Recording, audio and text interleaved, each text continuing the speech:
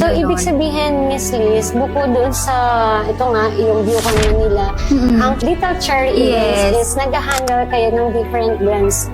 When it comes to sa mga anniversary ba nila? Yes, mga company events, yan, yung mga ganyan. And then now, may inaano din kaming mga ibang events other than Bucon Manila. Merong ibang makeup artists na events organize sa amin kung paano magkakaroon sila ng mga makeup class, yung mga ganyan. So, of course, event din yun, nangyayari yung mga ganon.